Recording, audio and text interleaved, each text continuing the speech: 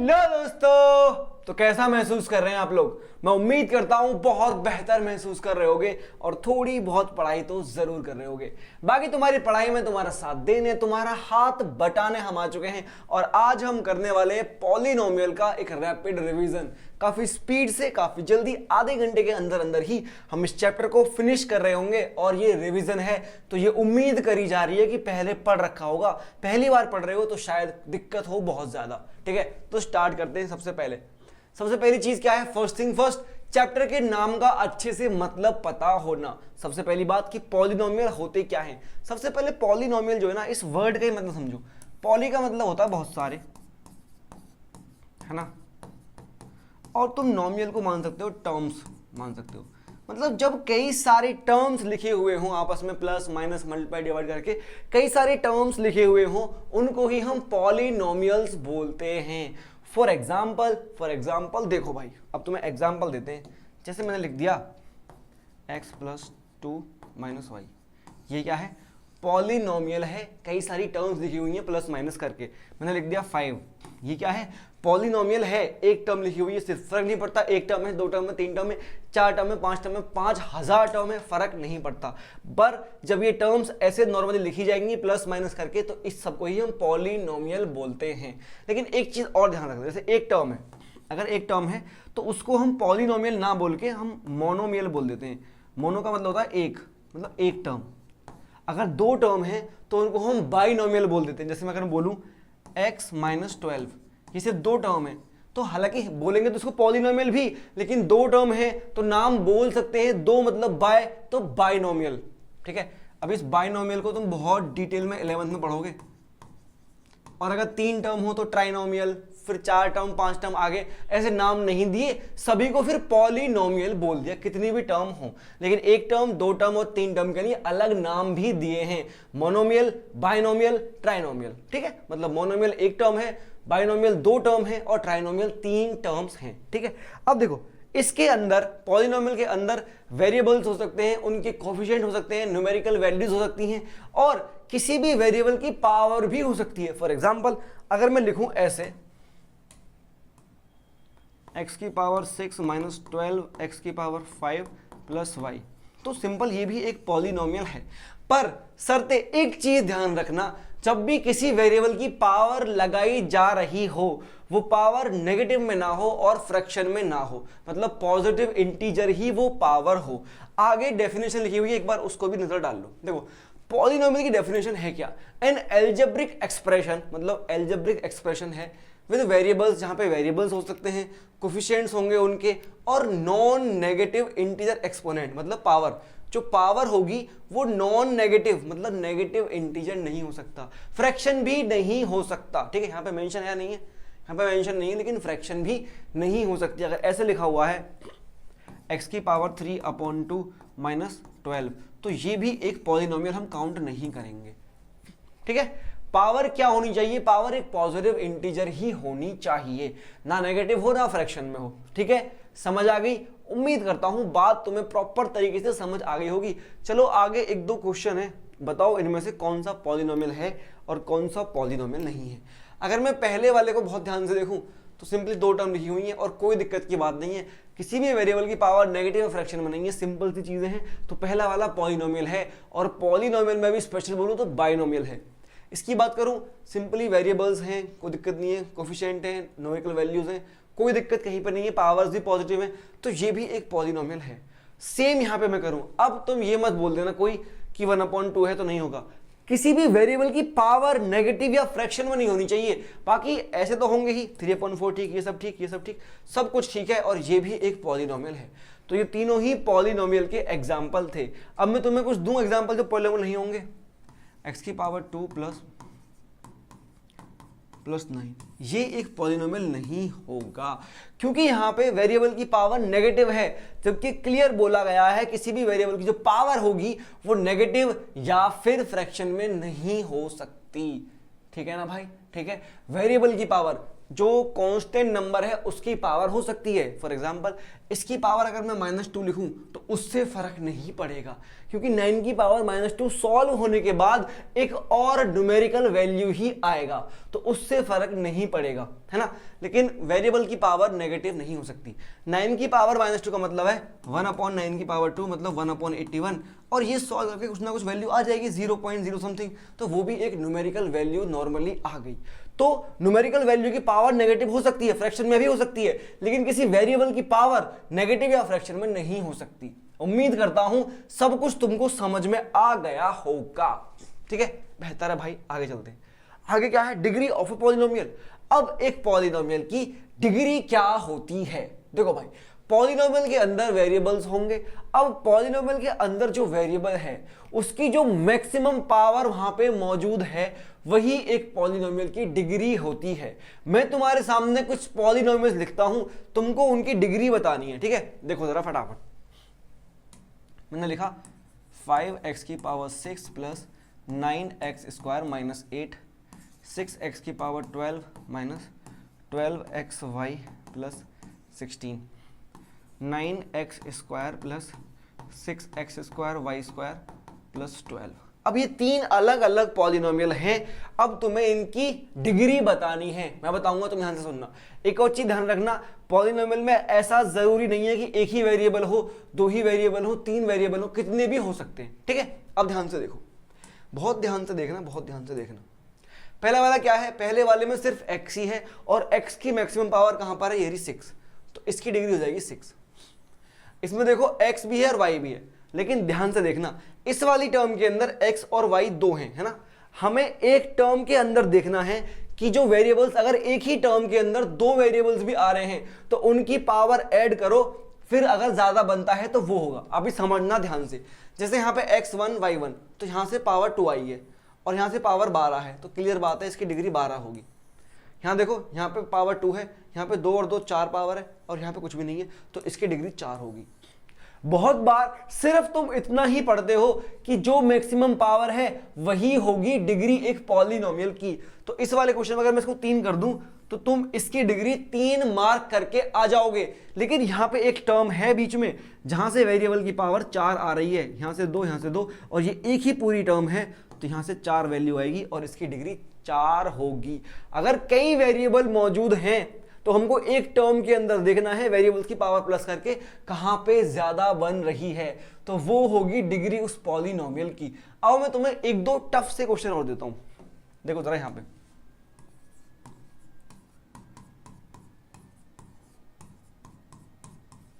देखो फटाफट, अब इसकी डिग्री क्या बोलोगे। नॉर्मल बच्चा, एवरेज बच्चा बोलेगा इसकी डिग्री है 6, जिसने सिर्फ इतना पढ़ा हुआ है कि जो मैक्सिमम पावर है वही डिग्री है। लेकिन भाई जब वेरिएबल्स एक से ज्यादा हैं तो हमको एक टर्म के अंदर देखना है उन वेरिएबल्स की पावर को प्लस करके भी कि किसी टर्म में ज्यादा तो नहीं बन रहे। यहां पे तो एक ही वेरिएबल है 6 है, यहां पे 4 और 4 8 बन रहा है, तो इसकी डिग्री होगी 8। आगे बात समझ में, उम्मीद करता हूं बात तुम्हें अच्छे से समझ में आ गई होगी कि डिग्री ऑफ अ पॉलिनोमियल क्या होती है। अगर सिर्फ एक ही वेरिएबल है पूरे पॉलिनोमियल में तो जहां भी उस वेरिएबल की मैक्सिमम पावर है वही होगी डिग्री। लेकिन अगर एक से ज्यादा वेरिएबल मौजूद हैं तो जिस टर्म में 2 या 2 से ज्यादा वेरिएबल हैं उनकी पावर को प्लस करो और फिर चेक करो कहां पे ज्यादा बन रही है। जैसे यहां पे हमने चेक किया, यहां पे एक ही था, पावर 6 है, यहां पे 2 थे, पावर 4 ऐड हुआ, 8 आया, तो 8 इसकी डिग्री होगी। अब 8 से ज्यादा कहीं कुछ नहीं है। ठीक है ना, समझ में आ गया होगा। कोई डाउट बचता है तो बिंदास कमेंट करो। ठीक है, चलो भाई आगे चलते हैं। अब टाइप ऑफ पॉलिनोमियल।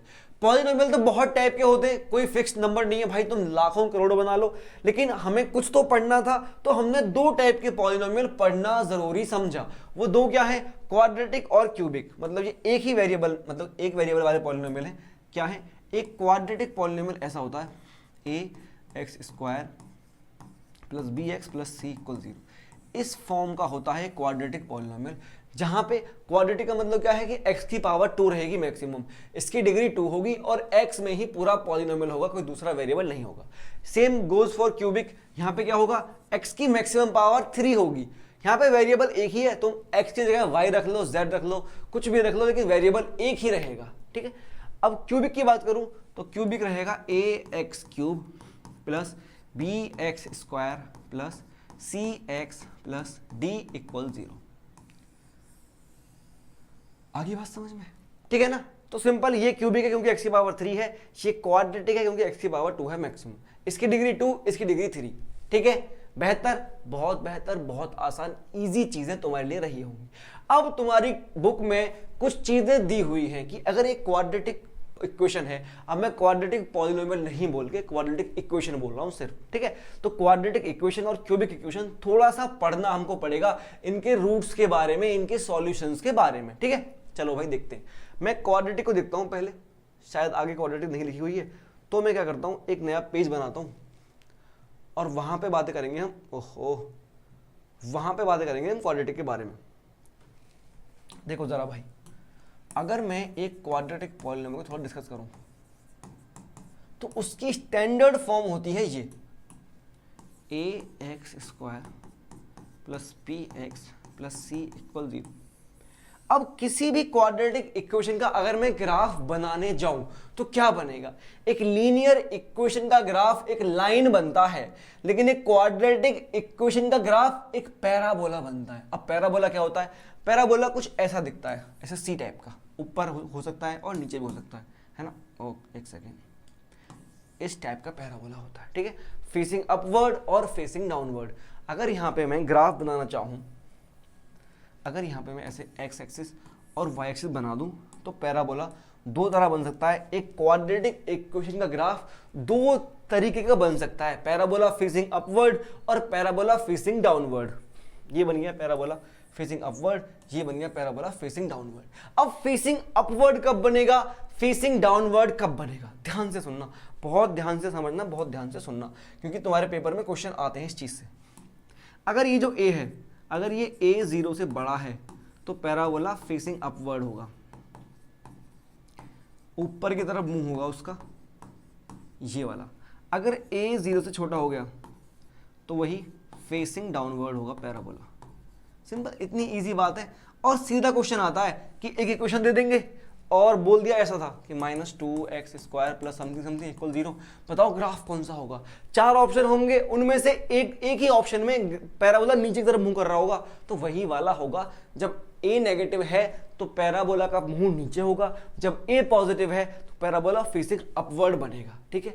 अब इसमें भी कई सिचुएशन और आती है कि यहाँ पे कट करेगा, क्या ऊपर से निकल जाएगा, क्या टच करेगा, वो बहुत डिटेल में तुम क्वाड्रेटिक इक्वेशन चैप्टर है वहां पे समझोगे, ठीक है। लेकिन यहाँ पे एक और चीज समझने वाली बात है, वो मैं अभी और समझाऊंगा, ठीक है। यहाँ पे अभी यही तुम्हारे लिए जरूरी है कि अपवर्ड फेसिंग कब बनेगा, जब a 0 से बड़ा हो, डाउनवर्ड फेसिंग कब बनेगा, जब a 0 से छोटा हो। अब ये कहां कट करेगा, किस बार टच करेगा, ये सब कुछ है क्वाड्रेटिक इक्वेशन का मैटर, ये हम वहां पे डिस्कस करेंगे। यहां पे इतनी सी बात है, ठीक है ना भाई। चलो आगे चलते हैं।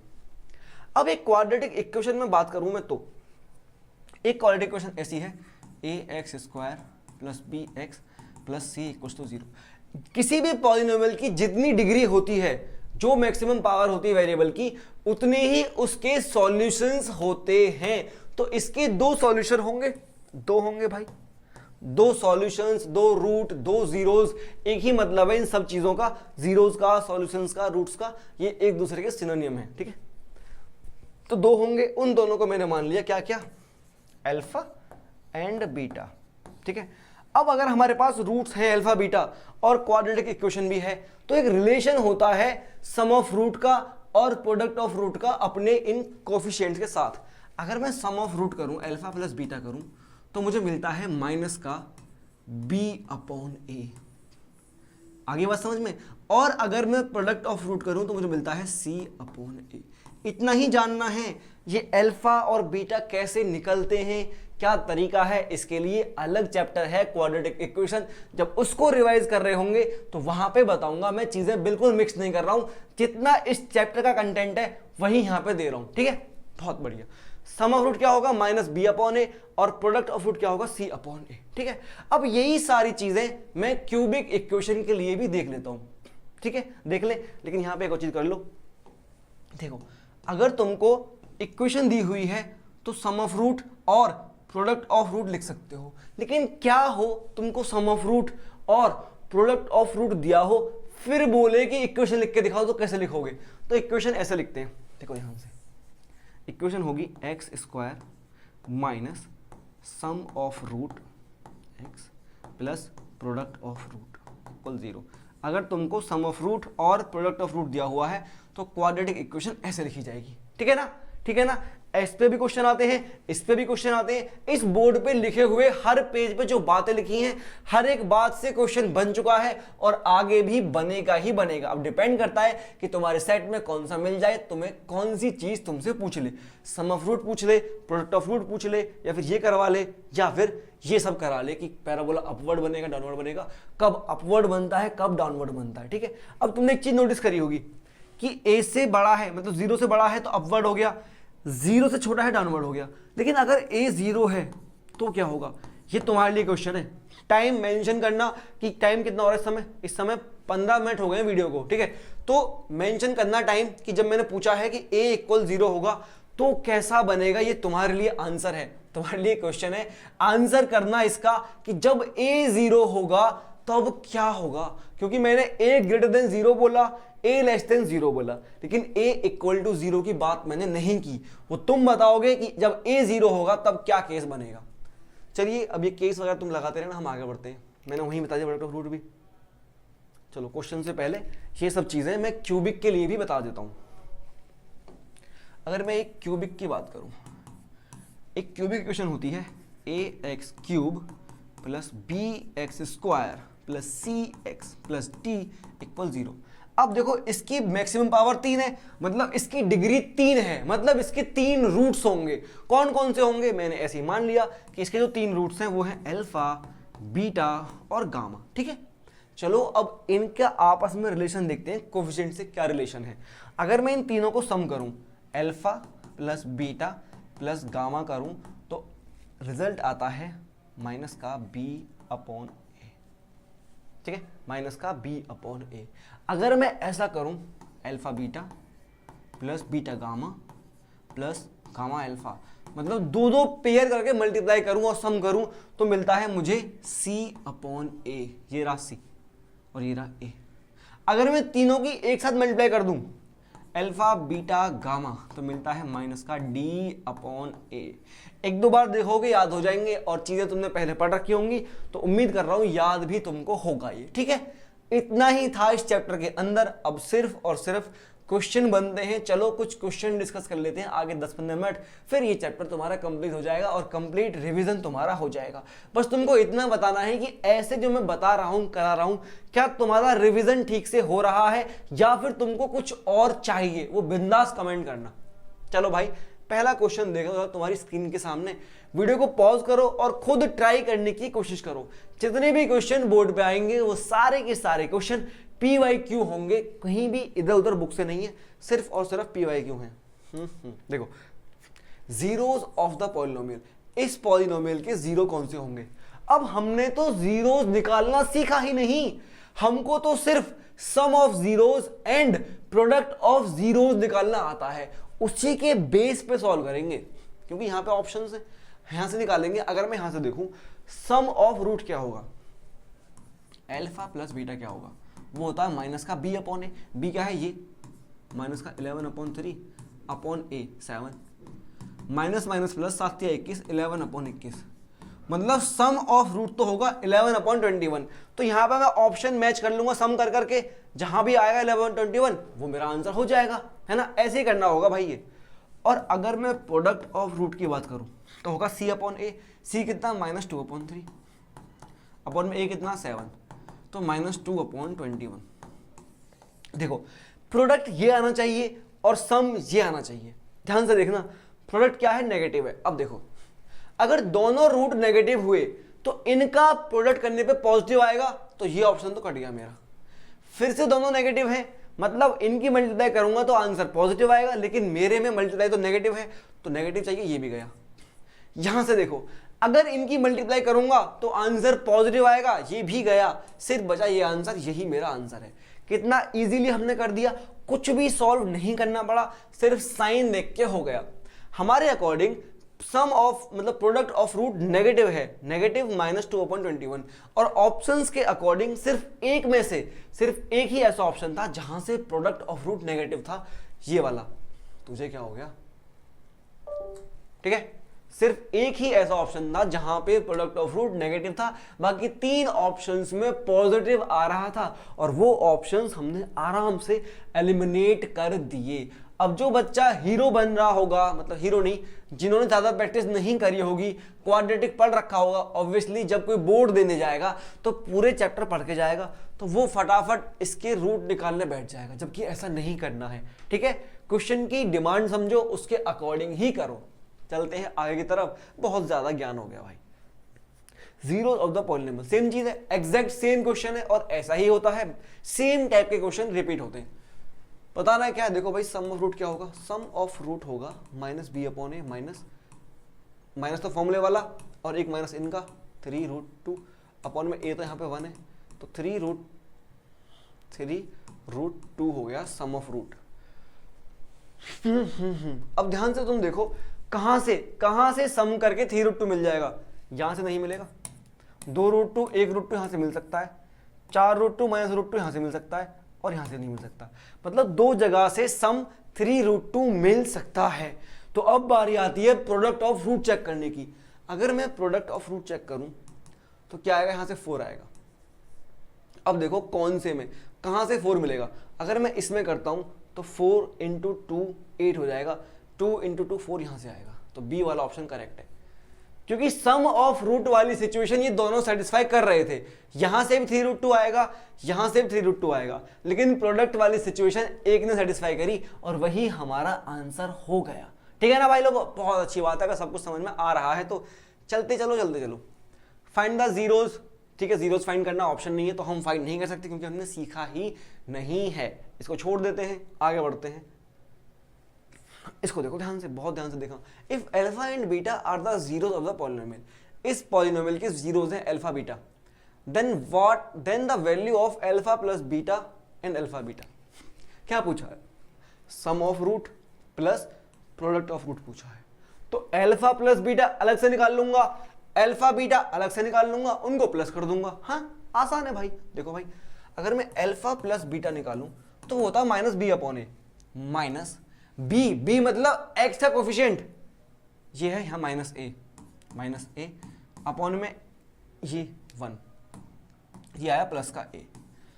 प्रोडक्ट ऑफ रूट होता है c/a। c क्या होता था? कांस्टेंट नंबर, यहाँ पे कांस्टेंट नंबर है माइनस का b, और a यहाँ पे 1 है, तो ये -b हो गया। अब अल्फा प्लस बीटा तो a है, प्लस अल्फा बीटा है -b, तो आंसर हो गया a - b। कहीं है कहीं -b, ये रहा ऑप्शन सी।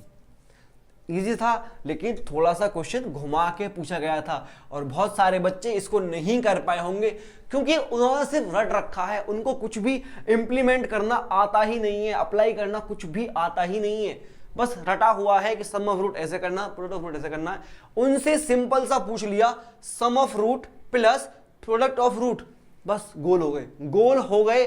उन्हें नहीं पता क्या करना है। यहाँ उनसे तुम सिर्फ अलग से पूछो, सम ऑफ रूट ही पूछो उनसे, वो तभी कर सकते हैं। वो सोचते ही नहीं, लेकिन तुमको वैसा नहीं सोचना भाई, सोचने लायक बनना है। देखो जरा ये क्या कह रहा है, इसको ध्यान से देखते हैं। If alpha and beta are the zeros of the polynomial, इस पॉलिनोमियल्स के जीरोस है alpha beta, and alpha plus beta equal alpha beta. क्या बात है, मतलब सम ऑफ रूट इक्वल है प्रोडक्ट ऑफ रूट के, ऐसा क्वेश्चन ने बोला है, मैं नहीं बोल रहा।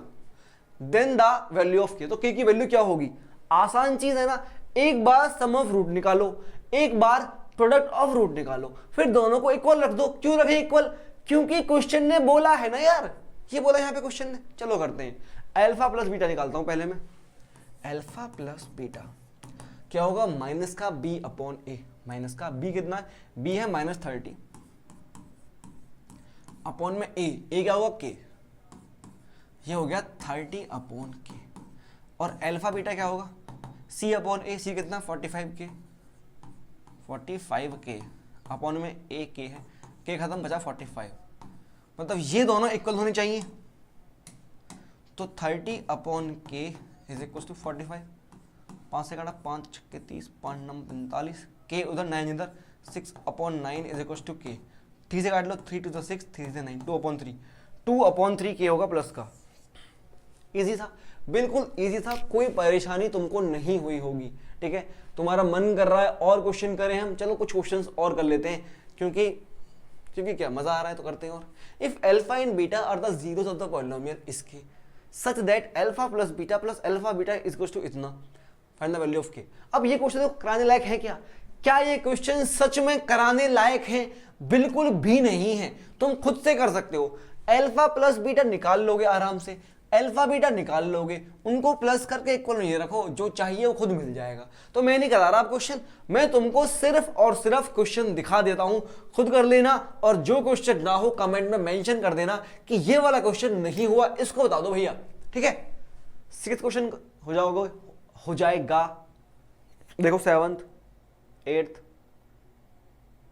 9 10 ये अच्छे क्वेश्चन है, ट्राई करना। 11 12 13 14 15 बहुत है, चलो 50 क्वेश्चन बहुत है। और देखो यहाँ पे सिर्फ मैं तुमको बता नहीं रहा, तुम्हें क्वेश्चन भी दे रहा हूँ प्रैक्टिस करने के लिए, इधर उधर भागने की नीड नहीं है। ये 15 क्वेश्चन करना हो जाए तो बहुत अच्छी बात है, नहीं होते कोई भी क्वेश्चन नहीं होता कमेंट करना, उस क्वेश्चन का सॉल्यूशन तुम तक मैं पहुंचा दूंगा, ऐसे नहीं तो वैसे। ठीक है, अभी इतना ही, और अगली वीडियो में मिलेंगे हम चैप्टर 3 के रैपिड रिवीजन के साथ। तो पहले से पढ़ के बैठना ताकि तुमको रिवीजन में मजा आए और क्वेश्चन करने में भी मजा आए। बाय बाय, अपना ध्यान रखो, मौज मस्ती करते रहो और चैनल को सब्सक्राइब करके रख लेना।